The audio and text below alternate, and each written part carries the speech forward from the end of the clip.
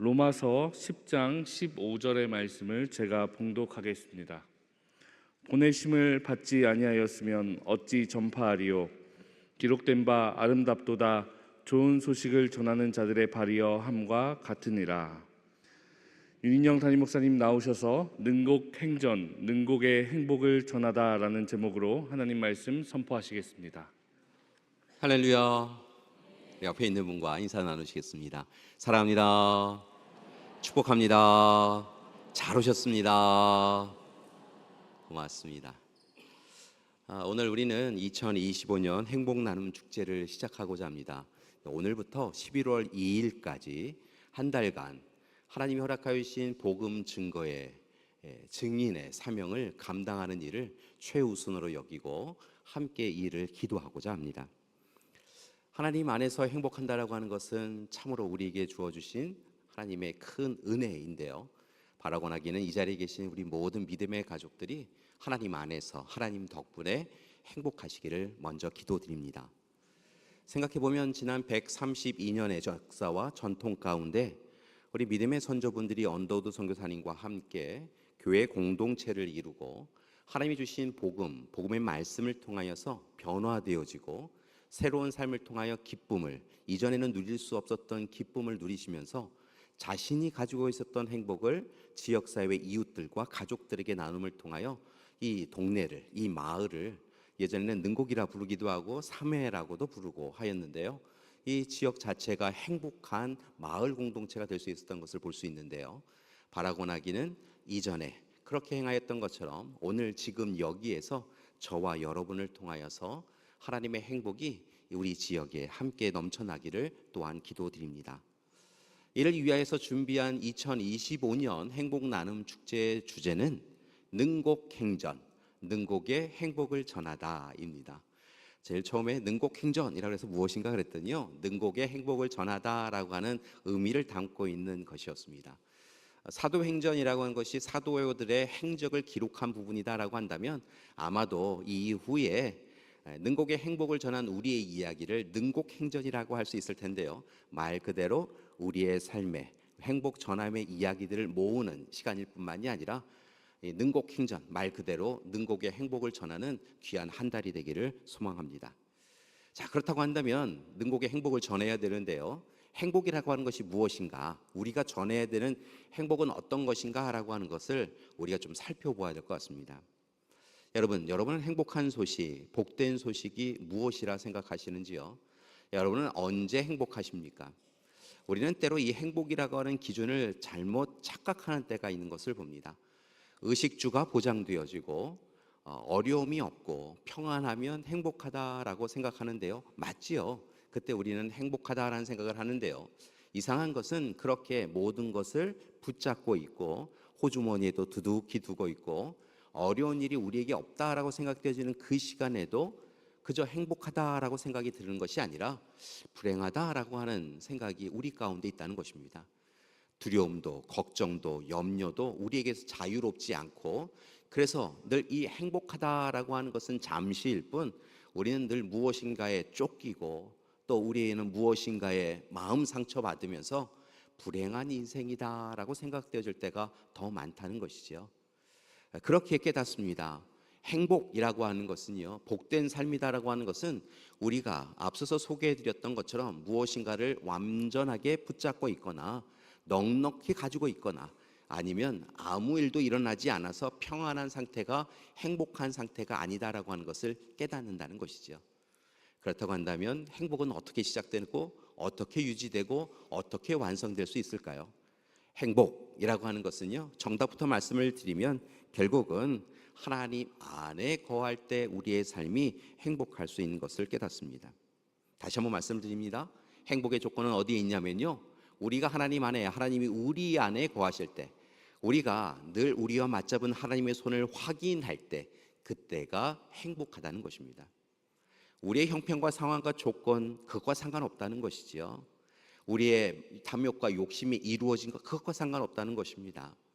이전보다 조금 아무 일도 일어나지 않은 것, 그거 상관없고요, 오히려 우리가 하나님과 함께 할 때, 하나님이 우리의 이름을 부르시며 우리의 삶 가운데 자정하시고 임재하여 주셔서 너는 내 것이다 말씀해 주실 때 우리는 비로소 진정한 행복을 누릴 수 있게 되어질 줄 믿습니다.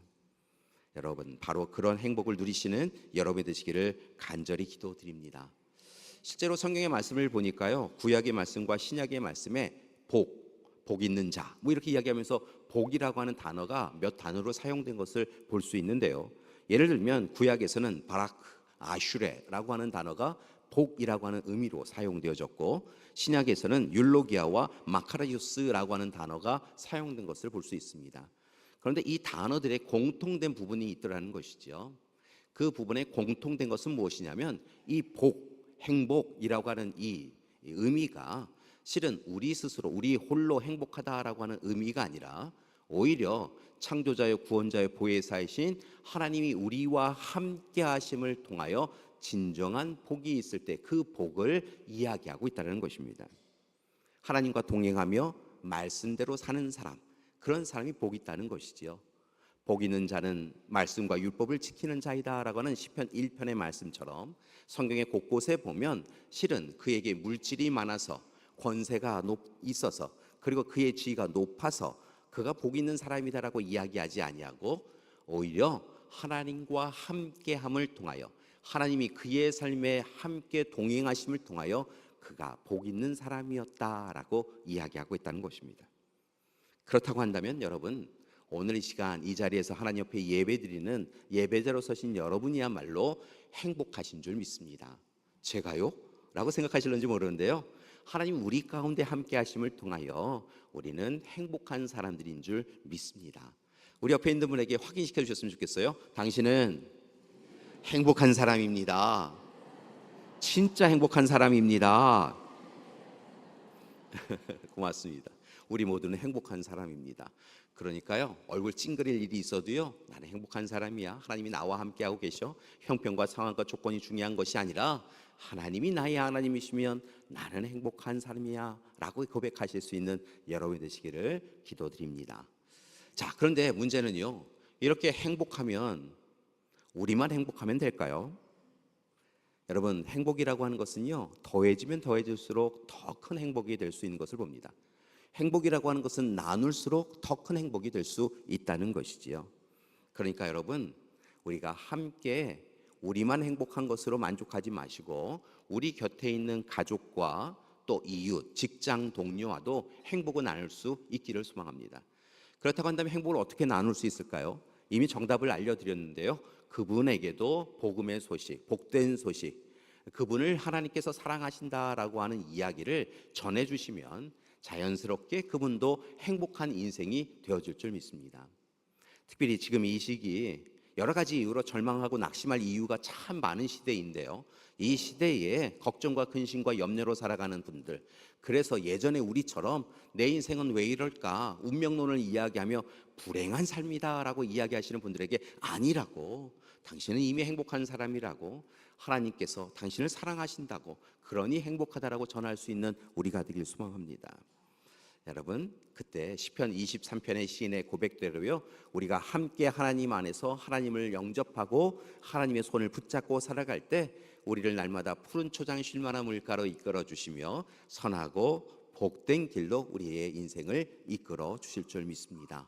그러니까요, 오늘 이 시간 당신은 행복한 사람입니다 라고 이야기하셨던 것처럼요, 옆에 있는 분에게 다시 한번 이렇게 인사하셨으면 좋겠습니다. 우리 함께 손잡고 하나님 손 붙잡고 행복한 길을 걸읍시다.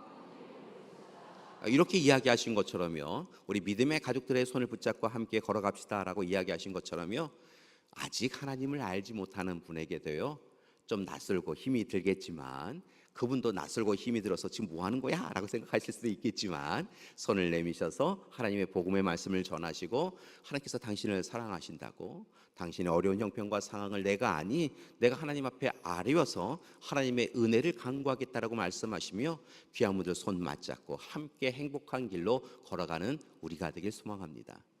그런 점에서 보면 오늘 말씀의 주인공인 바울이야말로 참 귀한 도전을 해 주었고, 행복한 삶을 어떻게 나눌 것인가에 대하여 우리에게 좋은 제안을 준 것을 볼 수 있습니다. 바울의 인생에 대하여 여러 가지를 표현할 수 있고요.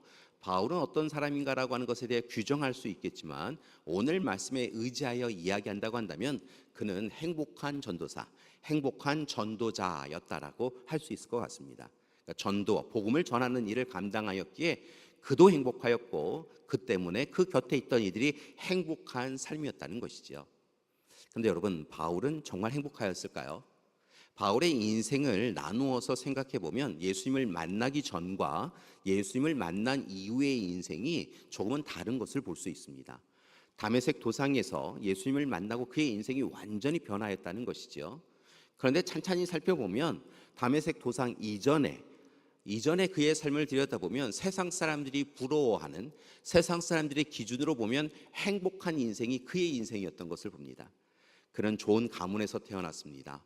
그는 이미 어린 시절부터 당시의 최고의 선생님이라고 할 수 있는 가말리엘 하에서 교육을 받았고 그의 앞길이 창창하였던 사람이라는 것이지요. 율법에 정통하였습니다. 그래서 그는 어린 시절에 이미 유대교의 지도자로 부름받았고 성경의 말씀을 보면 스데반의 죽음 가운데서도 관여하고 있는 것을 보면 이미 그는 많은 사람들에게 참으로 높이 칭찬받고 칭송받을 수 있는 일꾼이었다는 것이죠.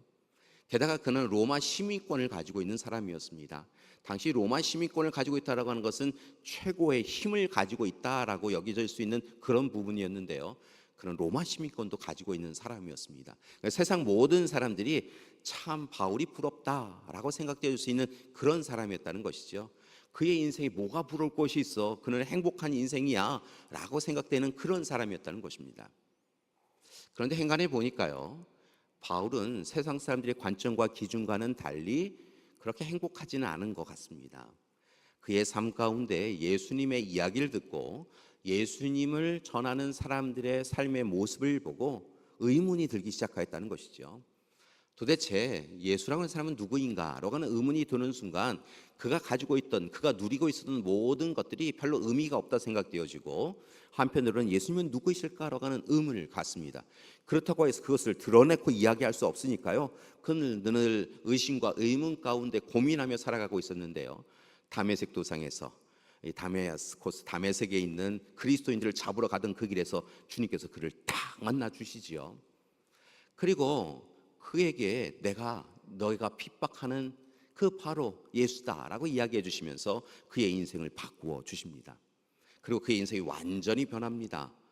정확하게 말씀을 드리면 이전에 참 행복하겠다라고 생각되지는 세상 사람들의 그 시선 기준에는 완전히 어쩌다가 인생이 저렇게 되었을까라고 하는 인생으로 바뀌었다는 것이죠. 말씀을 보니까요, 그는 사로잡힘을 당하여서 내어 쫓김을 당합니다. 돌팔매질을 당하여서 마을 밖으로 쫓겨나기도 하고요. 흠심 매를 맞은 이후에 사람들이 다 죽은 것 같은데 라고 여겨져서 마을 밖으로 던져짐을 당하기도 하였다라고 성경은 증거합니다. 세상 사람들이 조롱하고 멸시합니다. 저 사람 어쩌다가 저렇게 되었냐고. 참으로 앞길이 창창한 유대교의 지도자였는데 어쩌다가 예수라고 하는 사람을 증거하는 이가 되었느냐라고 이야기하며 참으로 가까이도 하지 않았다라고 성경은 이야기하지요. 불행한 인생이 되었습니다. 그런데 성경의 말씀을 보니까요, 바울은 행복하였다라고 고백하더라는 것이지요.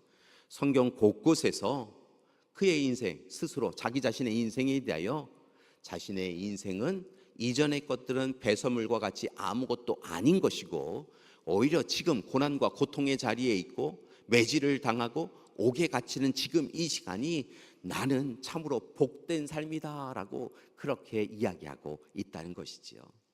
그래서 그는 옥중에 갇혀서도요, 하나님을 향하여 환한 미소를 짓고 찬송과 찬미로 하나님 앞에 나아갔다라고 이야기하지 않습니까? 왜 그는 행복하였을까요? 앞서 말씀드렸던 것처럼 하나님이 그의 하나님이신 것을 분명히 알았기 때문에 그렇습니다. 예수 그리스도께서 이 땅에 오시고 전하신 복음이, 복된 소식이 자신을 위한 것임을 알았고 그렇게 그 복음의 주인공이 되어져서 그는 행복할 수 있었다는 것이죠. 그리고 그의 인생이 또 다르게 변화하는데요, 자신이 누리고 있는 이 행복을 자신만의 행복으로 감당하지 아니하고 그 행복을 전하는 자로, 예수님의 말씀에 순종하여 복음을 전하는 자로 서나가는 것을 봅니다. 그의 인생에 보면, 바뀐 인생에 보면 전체적으로 보면 로마에 가는 것까지 4차례 전도 여행을 하는데요. 바쁘고 분주하게 돌아다니며 제때 식사도 하지 못하는 그 상황 가운데서도 힘써서 복음을 전하는 것을 봅니다. 왜냐하면 그 시대 많은 이들이 절망과 낙심 가운데 지쳐가고 있었기 때문인 것이지요. 로마의 압제와 정치 종교 지도자들의 악함으로 인하여 경제적인 형편과 그들의 삶에 집안이 흔들리는 듯한 어려움으로 인하여 힘든 시간을 보내고 있었다는 것이지요. 그런 그들에게 오늘 이 시간, 그럼에도 불구하고 당신들에게 행복한 복된 소식을 전하니 바로 예수 그리스도께서 우리를 위하여 이 땅에 오시고 우리를 위하여 죽으셨다가 살아나심을 통하여 우리에게 구원과 영원한 생명이 주어졌다라고 하는 이 소식을 전하였다는 것입니다. 얼마나 힘써서 전하는지요. 하나님께서 그를 위하여 함께 전하는 이들을 붙여주시고 교회의 공동체를 세워가시는 것을 볼 수 있습니다. 그리고 진정한 행복이 그를 통하여 주님의 복음의 전하여짐을 통하여서 참으로 함께 누릴 수 있게 되었다는 것이지요. 사랑하는 여러분, 오늘 이 시간 이 바울의 기쁨과 행복이 우리에게도 있기를 소망합니다. 먼저 하나님 안에서 우리가 행복하고요, 또 행복한 이 소식을 쉼없이 계속하여 전하여서 오늘 절망하여 눈물을 흘리는 이들이 그럼에도 불구하고 하나님 만나고 하나님의 도우심을 통하여 다시 행복할 수 있는 그런 우리가 되기를 간절히 소망합니다.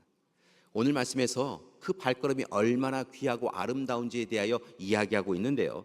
오늘 말씀을 보니까 보내심을 받은 자, 그러니까 복음을 전하는 자로 보내심을 받은 자의 발이 아름답다라고 표현하고 있는 것을 볼 수 있는데요.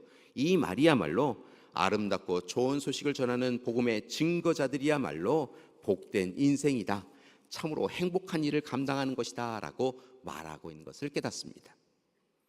이렇게 복음을 증거하는 것은요, 또 다르게 우리에게 중요한 이유가 있는데요. 그것은 바로 복음을 증거하는 것은 예수님께서 부활 승천하실 때 저와 여러분에게 주신 사명이기도 하기 때문에 그렇습니다. 예수님께서는 부활 승천하시면서 사도행전 1장 8절을 비롯하여서 많은 성경의 말씀을 보면 성령의 도우심을 받아 땅끝까지 이르러 증인이 되라라고 하신 것을 볼 수 있는데요.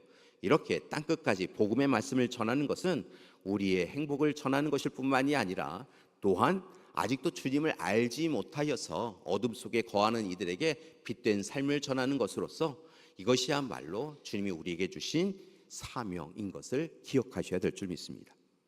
여러분, 이 사명을 열심히 감당하는 우리가 되길 소망합니다.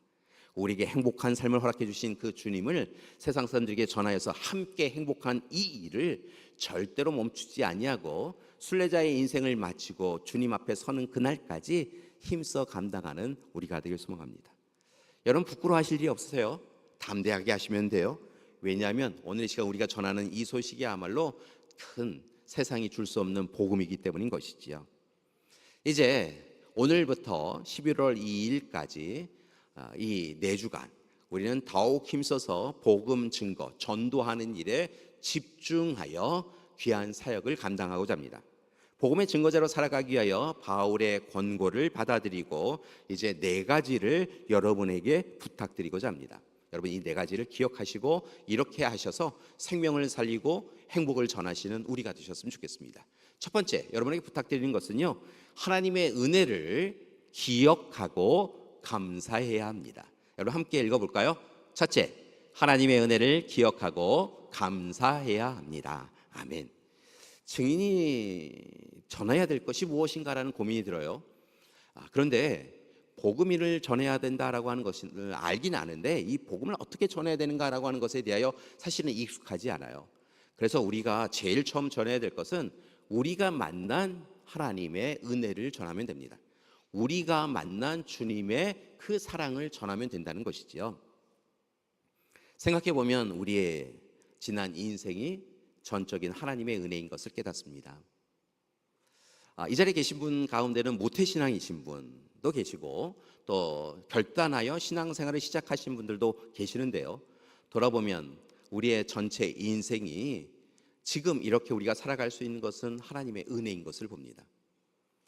어쩌다 우리의 인생이 이렇게 되었을까라고 생각되어지는 시점도 있지만 생각해보면 그런 시점도 돌아보면, 지금 와서 돌아보면 하나님이 그 시간에도 우리와 함께 해주셔서 우리와 함께 해주셨기에 우리가 지금 이렇게 살아갈 수 있다는 것이죠.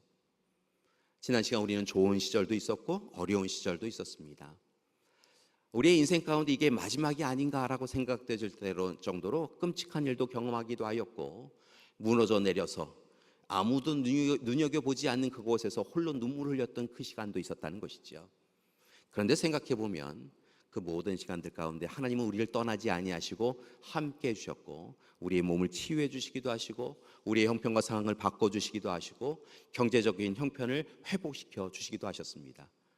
참으로 눈물 흘리는 그 시간에 하나님의 일꾼들이 와서 우리를 도닥여 주셨기에 우리는 소생케 되어지고 회복해 되지는 역사도 경험할 수 있었다는 것이지요. 여러분, 제일 먼저 우리가 복음의 증거자가 되기 위하여, 행복을 전하는 자가 되기 위하여 행해야 될 것은 다른 것이 아니라 우리에게 베풀어 주신 하나님의 그 은혜를 기억하는 것입니다. 그리고 그 우리와 함께 해주신 그 하나님이심을 우리가 고백하며 하나님 앞에 영광 돌리며 하나님 참 감사했습니다라고 하는 마음을 가지셔야 한다는 것이지요.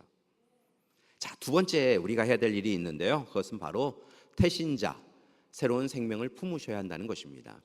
이 태신자라고 하는 것은 마치 어머니가 새로운 생명을 품었을 때 잉태하였다라고 하는 것처럼요, 우리도 새로운 생명, 우리의 가족 가운데, 이웃 가운데, 직장 동료 가운데 아직 하나님을 영접하지 않은 이를 우리의 마음에 품어야 한다라고 해서 태신자라고 호칭하는데요, 태신자, 새로운 생명을 품어야 한다는 것입니다. 그럼 어떤 이들을 태신자로 품어야 할까요? 여러분, 하나님의 마음을 읽으셔야 돼요. 하나님께서 우리 곁에 있는 이들 가운데 누구를 주목하고 계신가, 하나님의 마음과 시선은 누구를 향하고 있는가라고 하는 것을 조금만 생각하면 알아채실 수 있어요. 그러면 하나님께서요, 우리에게 한 사람을 긍휼하게 여기고 한 사람을 애타게 바라보는 마음을 주세요. 그분이 바로 여러분의 태신자예요. 저분이 하나님을 알면, 하나님을 믿으면 이분의 삶이 달라질 수 있는데, 그렇게 절망하고 낙심하지 아니하고 그럼에도 불구하고 희망을 품고 살아갈 수 있는데 라고 생각되시는 그분이 바로 태신자라는 것이지요. 그분을 우리의 마음에 품으셨으면 좋겠어요. 여러분, 그분을 마음에 품고 그분을 위하여 기도하셨으면 좋겠어요. 그분을 하나님께서 변화시켜 주시기를 소망하면서 하나님 앞에 기도하셨으면 좋겠어요. 우리 교회는 앞에서 보면 기도하는 손 모양으로 되어 있고, 옆에서 보면 방주의 모양을 갖고 있죠. 노아의 방주의 모양을 가지고 있습니다. 우리 믿음의 선조분들이 그렇게 믿음의 고백을 담아서 교회 건물을 세우셨습니다. 분명한 것은 이렇게 교회 방주의 모습으로 짓는 것은, 기도하는 손 모양으로 교회 건물을 지은 것은 단순히 우리가 이 안에 들어와서 평안과 안식을 누릴 뿐만이 아니라 우리 자신을 위하여 기도하는 손을 잊지 않겠습니다라고 하는 것을 결단하였을 뿐만이 아니라, 아직도 하나님을 알지 못하여 슬픔 가운데 있는 우리의 가족과 이웃들을 이 방주에, 교회에 들어와서 쉼과 안식을 누릴 수 있도록 헌신하겠다라고 하는 것을 결단한 것임을 우리가 잊지 않았으면 좋겠습니다. 세상은 얼마나 힘듭니까? 세상은 분주한데요, 낙심할 일이 오히려 자주 일어납니다. 하나의 문제를 해결하면 더 다른 문제가 있지요. 요즘은 IMF 때보다 더 힘들다라고 이야기합니다. 취직하기도 쉽지 않고 이직하기도 쉽지 않습니다. 실직의 위협 때문에 어려움의 시간들이 있지요. 의술은 한참 발전하였는데요, 아직도 못 고치는 질병으로 인하여서 낙심될 때가 있습니다.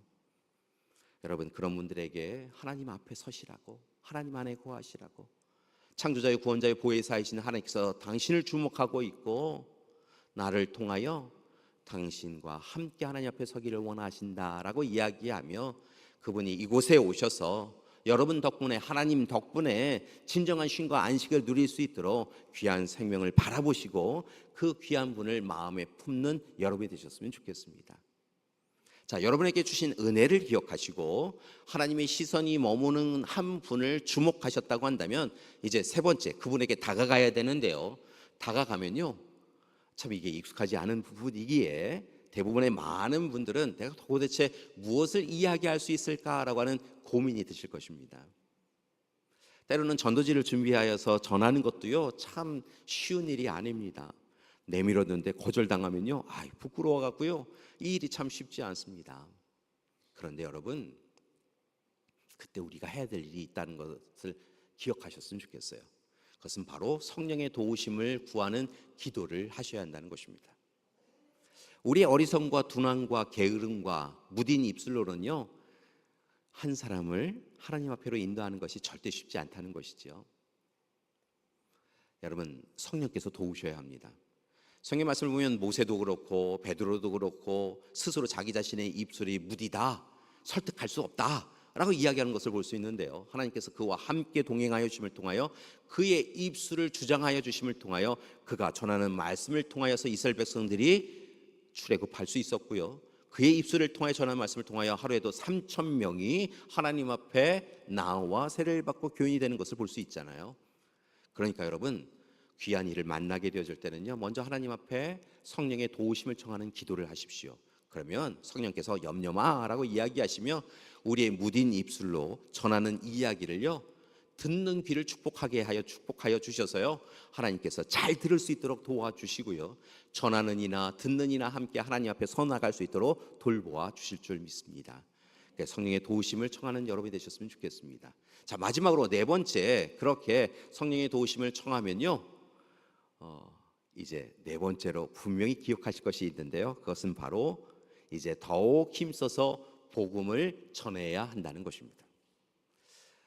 이 자리에 계신 분들 가운데 모태신앙이 아니신 분들 한번 기억해 보셨으면 좋겠어요. 누군가가 와서 여러분의 가족이 되실 수도 있고요, 또 친구, 친척이 되실 수도 있고요, 이웃이 되실 수도 있는데요, 오셔서 예수 믿고 구원 받으세요 라고 이야기했을 때 여러분 어떻게 첫 반응을 하셨는지요?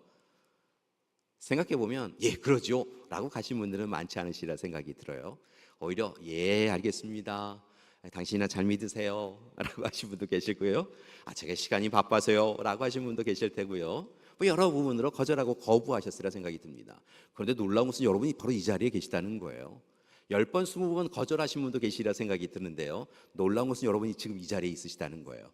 그러니까 여러분이 그렇게 전하였을 때 그분이 10번 20번 거절하시면요, 나랑 똑같으신 분이시구나 라고 생각하시면 된다는 거예요. 여러분 절대로 포기하지 않으셔야 돼요. 여러분 실망할 이유가 없어요. 그저 하나님이 이루실 일을 기대하면서요, 그렇게 복음을 전하시는 여러분이 되셨으면 좋겠습니다. 왜냐하면 복음이야말로 정말 복된 소식이기 때문에 그렇습니다. 세상에서 조금 싸게 물건을 판다라고 하는 이야기가 들려지면요, 막 사람들이 문을 두드리고 이야기해줘요. 친구들이 이야기해줘요. 이야기 들었어? 저 옆집에 마트 있잖아, 거기 요즘 100원 싸게 팔어 라고 이야기하면요, 그 복음의 소식을 전하는 사람들이 마치 기쁨으로 전하면서요, 많이들이 함께 그 마트를 향하여 달려가는 것을 볼 수 있잖아요. 그런데 100원 싼 그 물건의 값보다 우리가 전하는 것은요, 더 훨씬 큰 복음의 소식이기 때문에 우리는 담대하게 힘있게 전할 필요성이 있다는 것입니다. 앞서도 말씀드렸지만 왜 복음이 복음이에요? 저와 여러분 죄인이었잖아요. 죄 가운데 허덕이며 죽음에 이를 수밖에 없는 존재였는데 하나님께서 하나님 자신이신 예수님을 이 땅에 보내어 주셨지요. 낮고 천한 곳으로 보내주셔서 우리와 같은 인간으로서 이 땅에 살아가게 하셨을 뿐만이 아니라 마침내 하나님의 때가 되었을 때 하나님은 예수님을 십자가에 못 박아 죽게 하셨습니다. 자신의 독생자이신 그 예수님을 십자가에 못 박아 죽게 하심을 통하여 저와 여러분을 구속해 주시고 구원해 주셨지요. 아무 공로 없는 우리에게 예수 그리스도의 보혈의 피의 능력을 통하여 구원받게 하셨을 뿐만이 아니라 우리에게 영원한 생명을 허락해 주셨지요. 그래서 이제 우리는 죽음이 두렵지 않은 사람들입니다. 예전에는 방랑하고 방황했던 사람인데요, 순례자의 인생을 살아가며 하나님 앞에 선 이들이 바로 우리라는 것이지요. 얼마나 복된 소식입니까? 여러분, 세상에 어떤 소식보다 훨씬 복된 소식이 바로 우리가 전하는 소식인 것을 기억하시고 좌절하거나 낙심하지 마시고요, 거부에 대하여 부담감 느끼지 마시고요, 힘써서 전하시는 여러분이 되시길 소망합니다. 분명한 것은 우리의 행복이요, 우리가 누린, 주님 만나서 누린 이 행복이 여러분을 통하여, 여러분 덕분에, 여러분이 전하는 하나님 덕분에 우리 이웃들에게 전해지고 그분들의 인생이 변화되어지고 그의 가정이 변화되어지고 그의 삶과 세계가 달라지는 놀라운 역사가 있게 되어질 줄 믿습니다. 다가오는 한 달간 여러분 부탁드립니다. 행복을 전하는 전도사, 행복을 전하는 전도자들 되시기를 간절히 소망합니다. 2025년 행복 나눔 축제, 특별히 능곡행전, 능곡의 행복을 전하다라고 하는 주제로 이루어지는 이 귀한 시간을 통하여서 우리 모두가 행복을 확인하고 행복을 누리며 행복을 전하는 우리 귀한 믿음의 가족들 되시기를 간절히 기도드립니다. 우리 옆에 있는 분들에게 다시 한번 이렇게 인사하셨으면 좋겠습니다. 행복을 전합시다. 자, 그리고 생각나시는 그 한 분이 있잖아요. 그분도 하나님 믿고 행복하였으면 좋겠다라고 생각하시는 분에게요, 연습할게요. 자, 연습할게요. 함께 해보시겠습니다. 누구누구님, 제가 누구누구님 하였지만 속으로는 여러분 그분 이름 부르시면서 함께 하시면 돼요. 누구누구님, 하나님 믿으시고 행복하셨으면 좋겠어요. 저처럼 복음 듣고 행복하세요. 이렇게 하시면 돼요. 그러면 나머지는 하나님이 다 해결해 주십니다. 여러분, 지치거나 고나지 마시고요, 그 한 분 생각하시면서 우리 사랑하는 가족들 가운데 하나님 곁을 떠나간 그분 생각하시면서 우리 이웃 가운데 하나님 몰라서 하나님 영접하지 않아서 절망하여 있는 그분 생각하면서 우리에게 맡겨진 귀한 사명을 감당하는 귀한 시간 되시기를 간절히 기도드립니다. 함께 기도하시겠습니다. 참 좋으신 하나님, 우리를 행복 전도자로 불러주심을 감사드립니다. 2025년 행복 나눔 축제, 능곡행전, 능곡의 행복을 전하다라고 하는 주제로 이루어지는 귀한 이 시간을 통하여서 하나님이 기다리시는 귀한 한 분이 하나님 옆에 서실 수 있도록 이끌어 주시옵소서. 예수님의 이름으로 기도드립니다. 아멘.